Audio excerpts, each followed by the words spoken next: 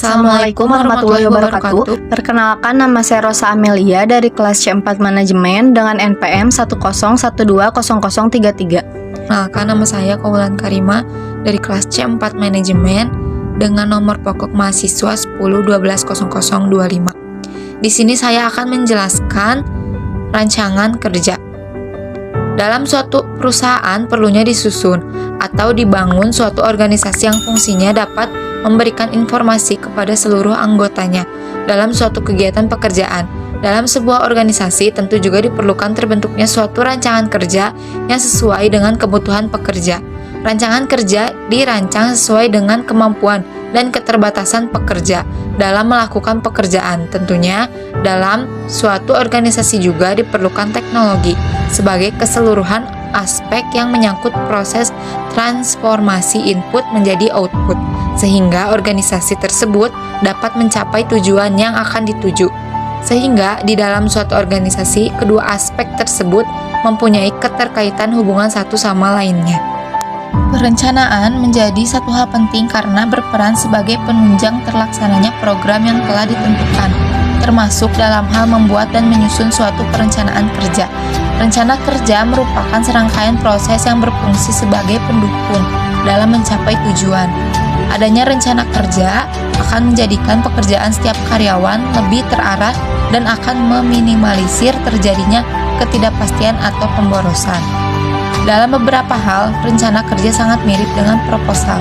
Perbedaannya adalah bahwa rencana kerja didasarkan pada proyek yang telah disetujui yang memiliki tenggat waktu tertentu dalam pelaksanaannya. Rencana kerja mengidentifikasikan masalah yang hendak diatasi, sumber daya yang dibutuhkan, dan tindakan yang akan diambil untuk dapat mencapai tujuan tersebut.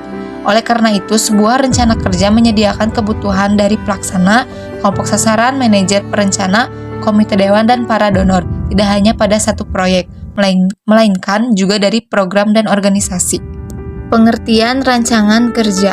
Rancangan kerja adalah suatu alat untuk memotivasi dan memberi tantangan pada karyawan. Oleh karena itu, perusahaan perlu memiliki suatu sistem kerja yang dapat menunjang tercapainya tujuan perusahaan secara efektif dan efisien, yang dapat merangsang karyawan untuk bekerja secara produktif, mengurangi timbulnya rasa bosan, dan dapat meningkatkan kepuasan kerja. Desain pekerjaan terkadang digunakan untuk menghadapi stres kerja yang dihadapi karyawan. Unsur-unsur rancangan kerja. Handoko 2000 menjelaskan unsur-unsur desain pekerjaan meliputi unsur organisasi, unsur lingkungan, dan unsur perilaku. Unsur organisasi terdiri dari pendekatan, mekanik, aliran kerja, dan praktek-praktek kerja. Unsur lingkungan menyangkut tersedianya tenaga kerja yang potensial. Unsur perilaku meliputi otonomi, variasi tugas, identitas tugas, dan umpan balik. Unsur-unsur organisasi. Unsur organisasi menurut Handoko tahun 2000 mempunyai kaitan erat dengan desain pekerjaan yang efisien untuk mencapai output maksimum dari pekerjaan-pekerjaan karyawan.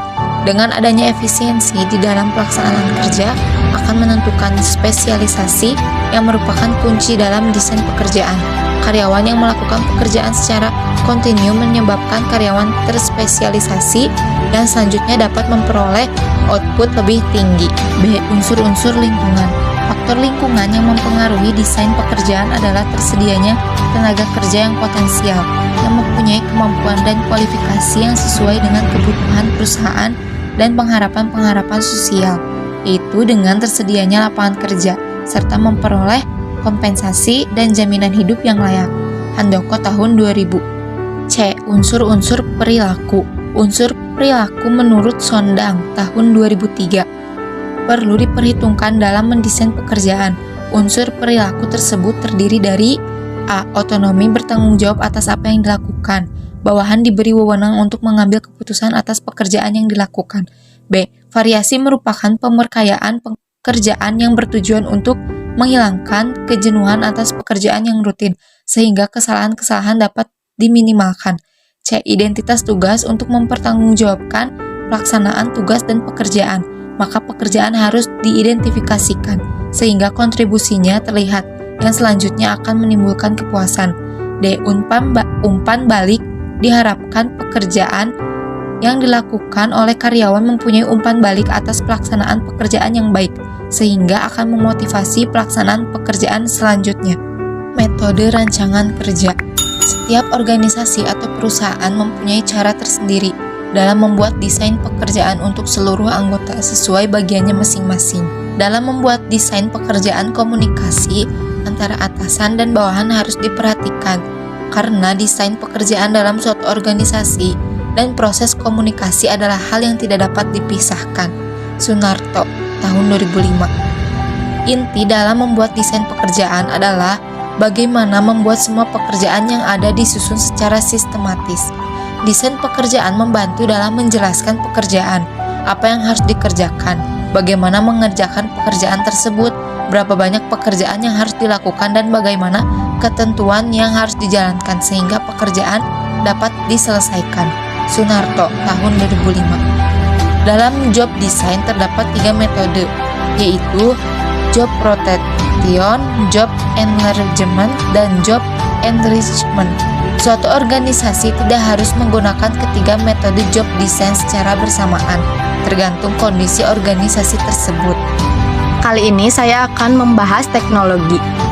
Teknologi didefinisikan sebagai pengetahuan, alat-alat, teknik, dan kegiatan yang digunakan untuk mengubah input menjadi output. Karena itu dapat dikatakan bahwa teknologi meliputi seluruh proses transformasi yang terjadi dalam organisasi, menyangkut mesin-mesin yang digunakan, pendidikan dan keahlian karyawan, serta prosedur kerja yang digunakan dalam pelaksanaan seluruh kegiatan. Organisasi adalah sebuah sistem terbuka, dan teknologi organisasi merupakan cerminan dari kondisi lingkungan organisasi dan juga jenis kegiatan internal yang terjadi dalam organisasi. Teknologi dalam organisasi memiliki peranan utama dalam mempelajari sifat-sifat dari teknologi suatu organisasi dan hubungan teknologi terhadap struktur organisasi. Dalam teori organisasi, yaitu dengan prinsip ketergantungan, menyatakan bahwa karakteristik organisasi mempunyai ketergantungan terhadap faktor-faktor teknologi yang pada akhirnya berkembang menjadi pendekatan modern dalam teori organisasi. Menurut James Thomson, teknologi organisasi tidak didasarkan pada penyelidikan yang dilakukan di lapangan, melainkan merupakan suatu pembahasan teoritis yang disusun berdasarkan landasan-landasan pemikiran yang telah muncul sebelumnya.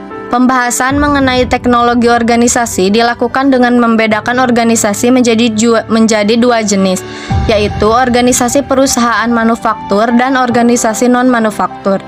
Organisasi perusahaan manufaktur adalah suatu cabang industri yang mengaplikasikan peralatan dan suatu medium proses untuk transformasi bahan mentah menjadi bahan jadi untuk dijual. Manufaktur adalah proses fisik dalam produksi barang non-jasa. Contoh manufaktur adalah seperti pembuatan minyak urut di mana jasa pijit yang menggunakan minyak urut tersebut tidak termasuk dalam perusahaan manufaktur. Penelitian mengenai teknologi organisasi perusahaan manufaktur yang dianggap paling berpengaruh dalam perkembangan teori organisasi yang dilakukan John Woodward pada tahun 1950-an di Inggris. Woodward menemukan bahan perusahaan yang menggunakan struktur yang sesuai dengan teknologi produksinya dikelompokkan ke dalam 3 tipe teknologi produksi, yaitu yang pertama, pembuatan produk tunggal atau dalam kelompok ukuran kecil.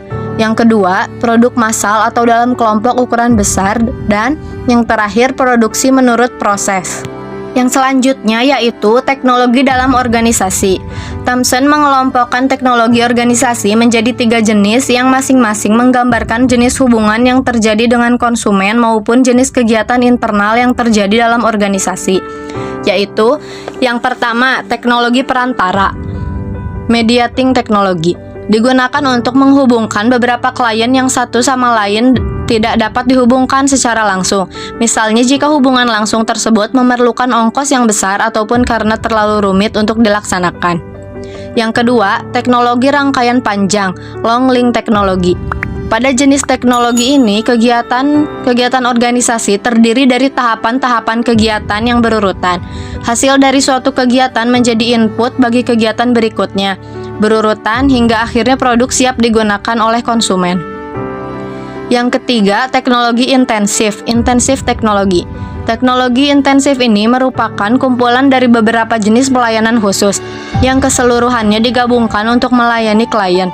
Teknologi intensif ini umumnya digunakan pada kegiatan yang mempunyai akibat yang cukup berarti pada klien sehingga klien mengalami perubahan. Maaf apabila masih banyak kesalahan. Wassalamualaikum warahmatullahi wabarakatuh.